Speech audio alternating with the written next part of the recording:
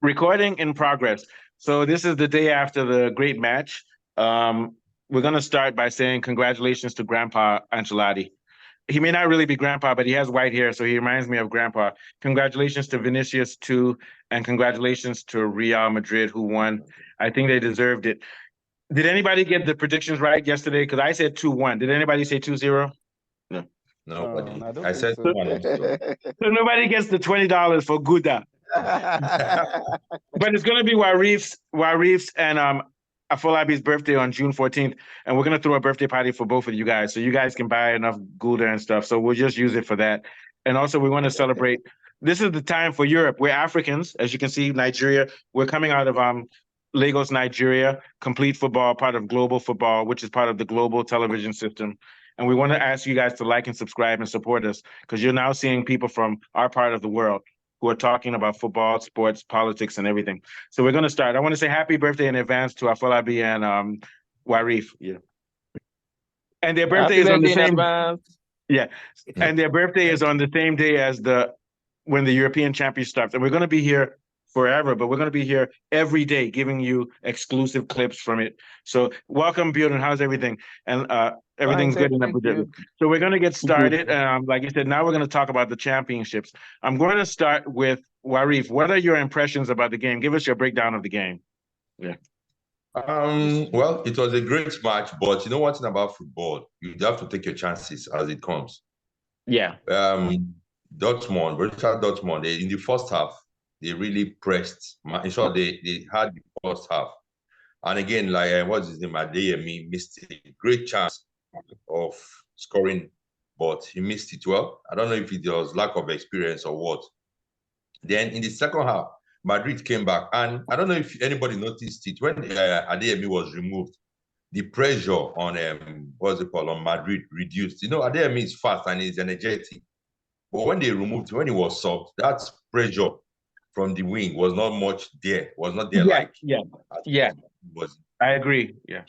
Then also, you know, Vinicius, that guy is like a hungry lion that a goat is placed before him. The guy, that guy, I don't know what to say about him. The guy is just. So here's the thing: we know that the goal that Vinicius scored, it was the assist. Who gave him the assist? Warif, do you remember who gave him the assist? It was the assist that set up the goal. Jude Bellingham. Okay, yeah, so Bellingham. But my thing is this. Bellingham gave him the assist, but he finished. People don't realize finishing is important, like penalty taking. What are your thoughts, Biodun? Yeah. It was a very calm finishing. What are your thoughts, Biodun? Yeah. Biodun's mic is on mute. Yeah, Biodun, if you have your earphones on, no, I think it's. Oh, no, I think somebody came in. No, either somebody's breaking. He's muted. Biodun's mic is muted.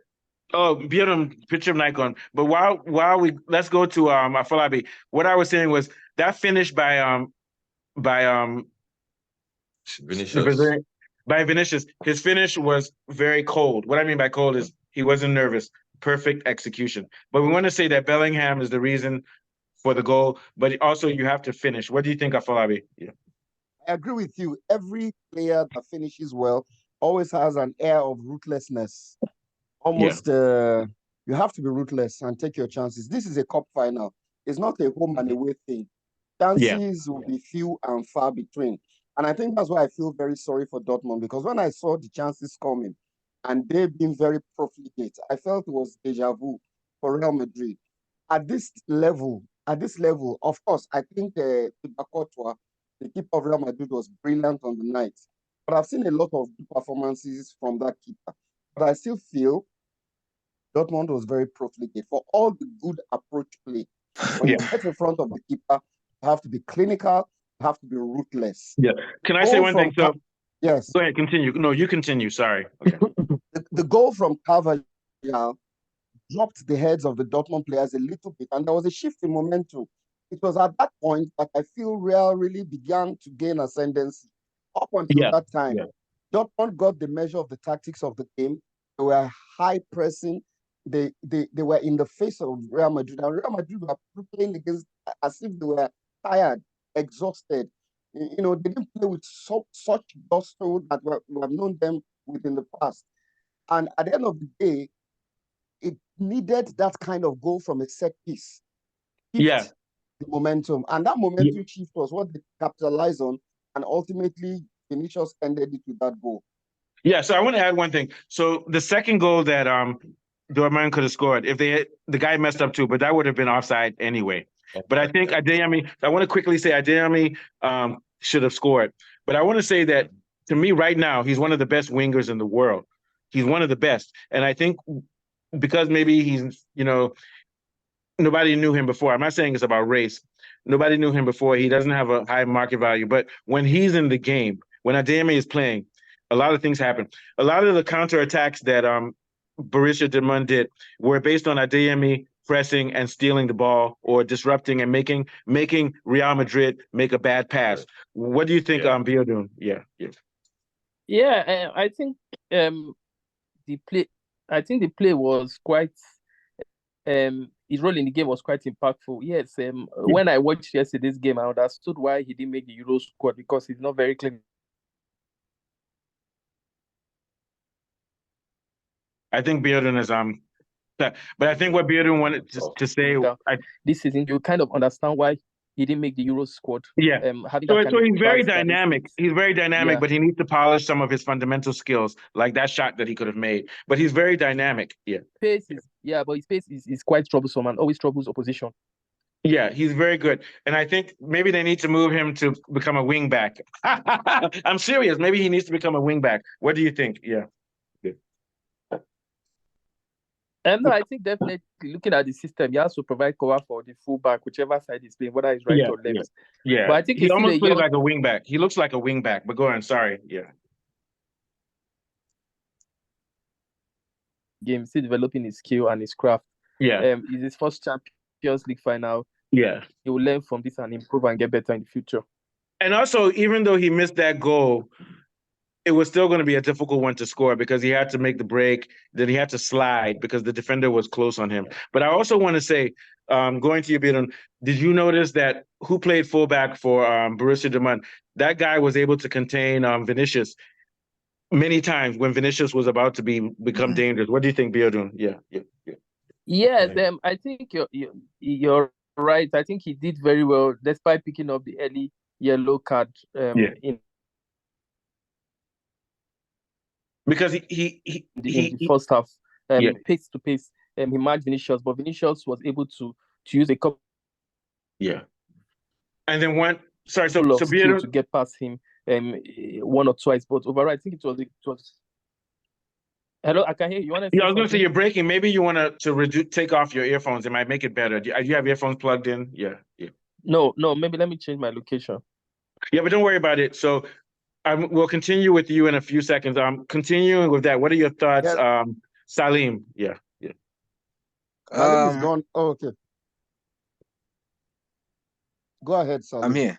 Yeah. What are your thoughts on the game? We'll get back to Biodun when he gets back on. Yeah. Okay. Center back, Borussia Dortmund, Hummels. Yeah. He neutralized what's it called, his center, the attack from Real Madrid. Forcing a lot of blunders. They couldn't first half. They made a lot of turnovers, which almost led to goals for Borussia. Continue. So thank you. Yes. I think it's the left back or the right back of I think left back, Madsen, Chelsea player that's loaned to Borussia Dortmund. He also put in the work. I mean, besides the mistake, it's a mistake, but football is football. It's football, The second half that missed pass that he actually I think he was trying to pass it to Hummels, and Jude Bellingham was right there, right time, and a beautiful finish from Vinicius. But he was knocking at the Borussia Dortmund's gate. Like, he tried to score. Bellingham. They just closed him down. Vinicius Jr. But they closed him down perfectly. But here's the thing. So here's what I believe. I believe that header was partly due to chance. All headers are due to chance on corners. But once that happened, it just broke Dortmund, and then the gates opened. What do you think? Warif,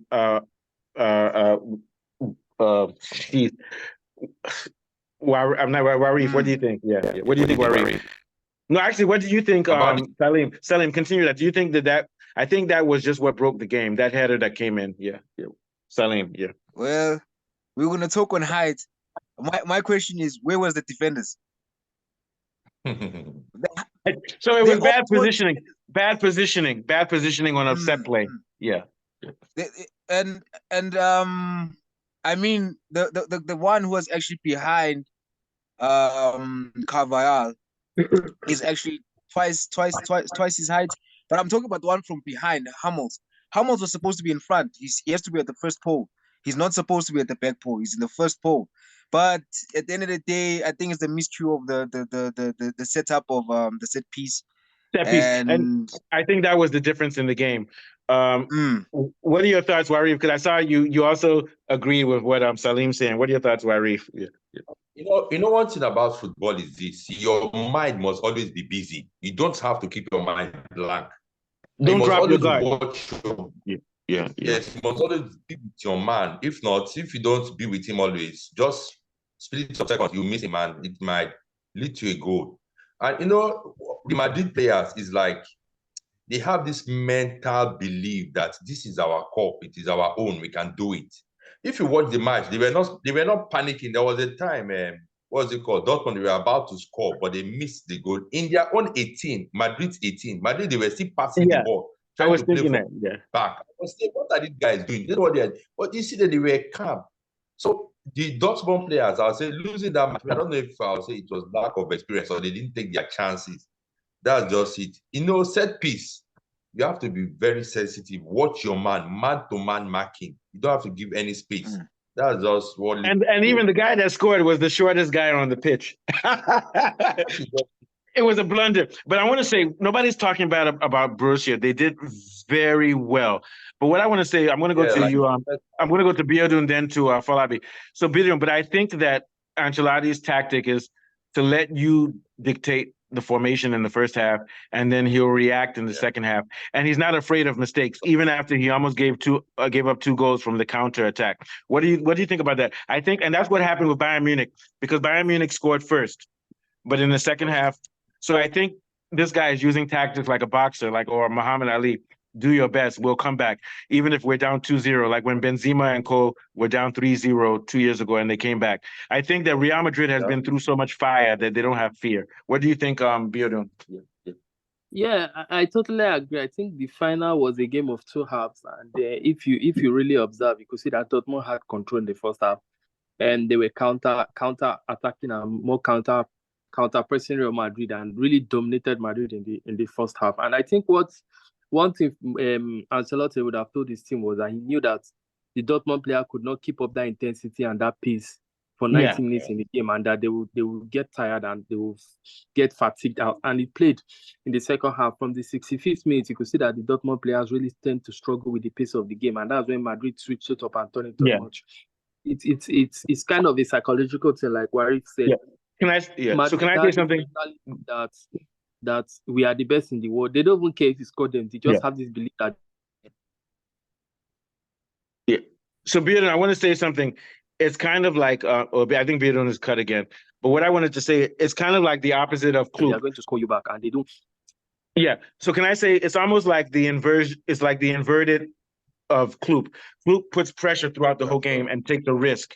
Ancelotti does the opposite. He doesn't put pressure at first unless you get yourself tired, but he has faith. It's still risky, but at least I think you have to take risks in football now to win. You can't use the Manchester City style, which is more strategical and balanced from probability. What do you think? You understand what I'm saying? Because I think Ancelotti's style of playing is based on faith that he won't put pressure. He'll let you put pressure and he'll absorb it. And later on, he'll counter. That's risky. And it lessens your probability. But football has become so chaotic that you can't win unless you use those risks. What do you think? Yeah, I think you're right. Madrid Madrid have different style of play. And Madrid have how they can win and get results. For instance, if you watch the semi-final when they played against Man City, you would know that they played a totally different kind of football that they even played in the final. All Madrid tend to play, but you see that they are very adaptable team, and a team that can adapt to whichever opponent they are playing and come up with alternatives to give them Yeah. the maximum result that they desire. But it's always risky because football is risky. You win or you don't win, but Ancelotti is becoming a legend now. So thank you, Bjorn. I want to go to Afolabi, but here's what I want to say, Afolabi. In this match, and I think I talked to Salim about this, their lineup was made up of people who are CDMs or defensive midfielders, or there were a lot of them in the pitch, and everybody was ambiguous, which means everybody can drift, everybody can play on the left or the right. We saw Camavinga moving a little bit forward. We saw Rudiger almost like a defensive midfielder instead. We saw Bellingham almost like a false nine. If you see what I'm saying, this was the most radical formation I've seen for Real Madrid. Would you agree, Afolabi? Yeah. I agree with you, but I think the main problem was defensively, Toni Kroos was a liability. What he gives you in terms of guile and range of passing, he doesn't have in terms of he can't run to recover and cover spaces when they lose possession. So I think there was a big gap between Kroos. Kroos was playing too deep compared to the other midfielders. And then the Dortmund players they had a shape. They made it very difficult for Real to play through. Also, quickly, who was the player of the match? Also, one of their defensive midfielders. Carvajal was the player of the match. But he was almost playing like a winger because this guy was non-existent. Rodrigo Carvajal was coming on the right wing. Did you notice that? That's the way he plays. He's very athletic. Yeah, so that's why I'm saying it was very weird because everybody was out of position, but they weren't out. But I think Bellingham was, to me, he was the player of the game for me because he moved far forward and created chances, but it was just that they shut down Vinicius. Quickly, what do you think, Bjorn? And then we'll go back to Afolabi in 5-10 seconds. Quickly, just 5-10 seconds, Bjorn. Yeah. Yes, I think, and just to highlight on how you spoke about the system, and there were some if you look at the system Madrid were playing, they played a very attacking system in terms of when they are offensive.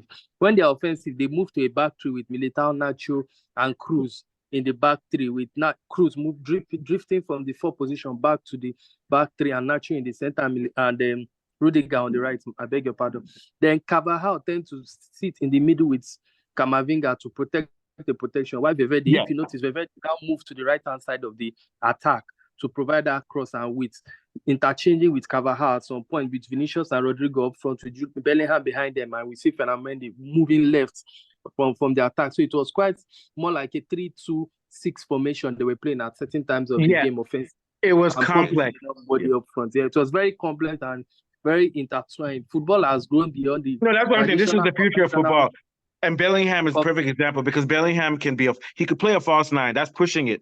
But he could also play a number 10, but he could also play defensive midfielder. He can do whatever. And this is the future of football. Thank you, Bjorn. Man, I don't know how you do this shit. You're like a computer.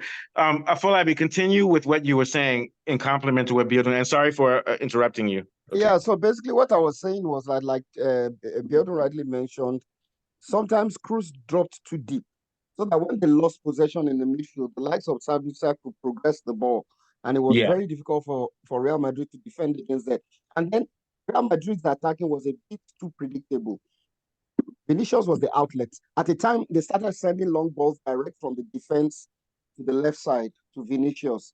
When it became too obvious, and when that was being dealt with, they swapped wings. Rodrigo went to the other side, and Vinicius moved to the right. So I feel it was the sheer intensity and pressing that was too much for Real in the first half. And they adjusted to that in the second half. But I feel like I always say, it's a cup final. If they took their chances, Real would have been under pressure. They would have equalized and possibly won, but at least I would have put them under a lot of pressure. Dortmund they were very wasteful. And we have to give Dortmund. I'm going to ask you one more question. We have to give Dortmund credit. Sorry, hold on, Mustafa. Continue. One of the shortest guys in the Real Madrid team scored from a header. So annoying. It's annoying. It's annoying. Although I want to react to. Where was the marker? And that was what Warif said earlier. It was a blown coverage. But in a game like this, if you drop your eyes for a second, everything can end. Okay. So now I want to say, I'm going to go to Warif and Salim. We want to say that it's very clear that Germany should now be favorites, one of the favorites. They're playing at home, and they've done very well in the Champions League with Bayern and with Borussia. and they made Real Madrid stretch itself to its limits. To see what I'm saying. So I want to go to you, Warif. What do you think? Because I think Borussia Dortmund played well, and we should be proud of them also. And I think this is an indication they have three good teams: Borussia Dortmund, Bayer Leverkusen, and Bayern Munich. And it seems like they've developed local talent in their team, and they're playing very dynamic football. What do you think, Warif? Yeah.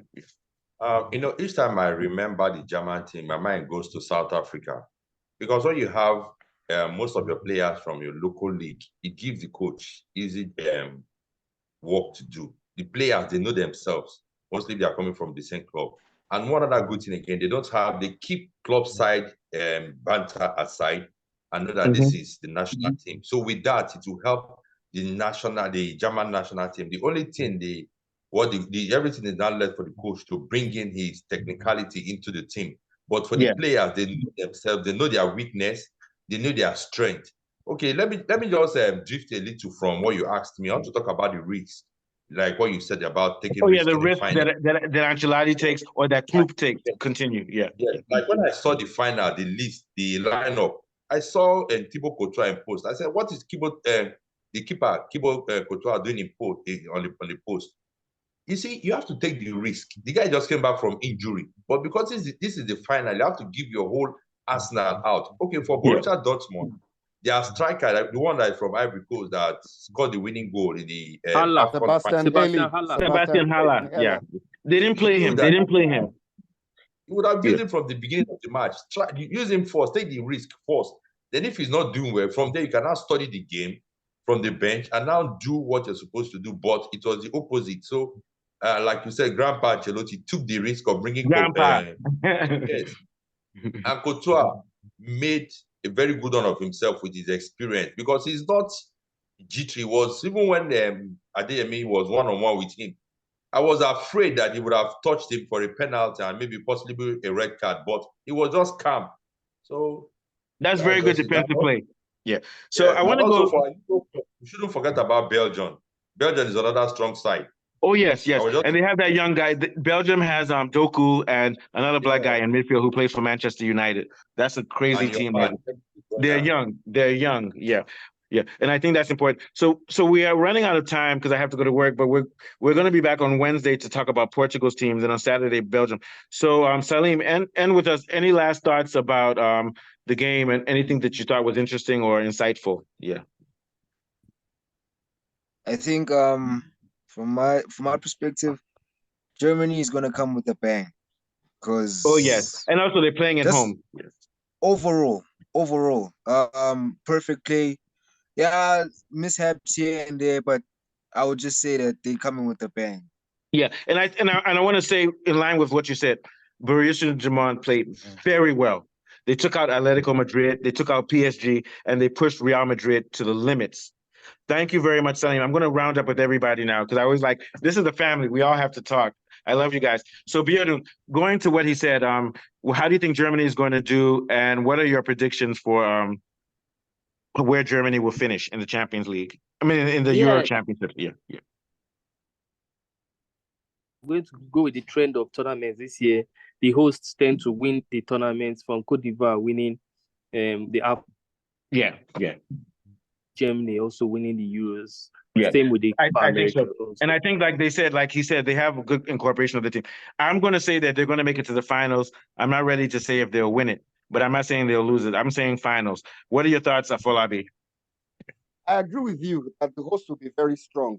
Yeah. But why I have a problem is that if you look at Dortmund, they don't really have a guy that can put the ball at the back of the net. And in Bayern Munich, they have Harry Kane. So who's going to be scoring for Germany? Müller, old man Müller. They have Müller. They have Havertz. Yeah. Havertz, okay. Because they have Havertz, every major tournament that Germany goes to, there's always one marksman that stands out. This time around, I don't think they have Klinsmann. Jürgen Klinsmann. Or Rudi Völler. See, I know football from old days. Those are people say because I'm from America. Rudi Völler, Klinsmann. Also, when I think of Rudi Völler, I think about Ravanelli, who played for Italy, who's like a powerful striker. So, but right now they're lacking in striker, which is true. So we're gonna go to Arif now. What are your thoughts on Germany? Yeah, and do you think they can handle the striker position? They what is it called? This former star player that is in Serge Gnabry. Gnabry. Yeah, I don't know if it's fit. If it's fit, the only challenge I have with what's it called? Kai Havertz. Kai Havertz is not physical. 1-on-1, he cannot beat you except the ball is in motion. That's it. But if they can give him the pass, study his kind of play, they will do well. But going far, Germany might not really win the trophy. I see either what's it called? France win the trophy, or maybe England. England, they don't have the capacity. Please, God, don't let England win, please. Please I'll don't be let so England surprised win. when these France disappointing people. France and He England. said, I'll be so Portugal. happy when Nobody has France and mentioned England Portugal. disappointing people. Portugal. I think Portugal France is my has a team. problem. After France Germany is Portugal. So here's my thing. If France wants to win, I think they need to use what's his name, Inter Milan striker as their number 9. You know, or Giroud. Giroud is good also too.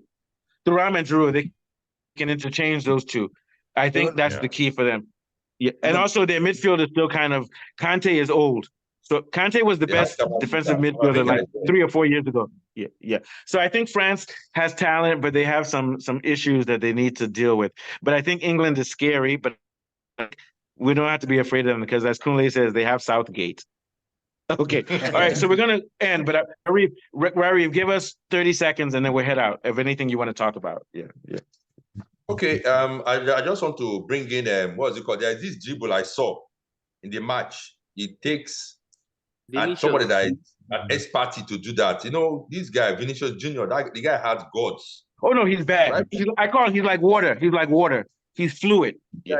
Focus. And to me, I keep saying he's the Balloon d'Or. He's the Balloon d'Or for this year. Continue. That dribble has won him the Ballon d'Or. Yeah. I watched it up to 2 times. I have to see it. I can't remember it because I was also at work. I was watching the game on my phone. But as you guys can see, I was watching the game because I had some good insights today. But also, we all had good insights, and thank you for that. So what half was the dribble? I want to go check it out afterwards because I don't think I saw it. Yeah. It was the one I sent to you. Oh, yes. I said, man. No, that guy is fluid. He's like water. And when you look at him, you don't know how he does it because he's not a technical player. He's not technical. He's just fluid, very fluid. What do you think, Biodun? Yeah. We keep going in circles. Yeah, I think it just shows you the skill and confidence that Vinicius had to pull that off. Not only Vinicius, the way that Brazilians play football. They play football.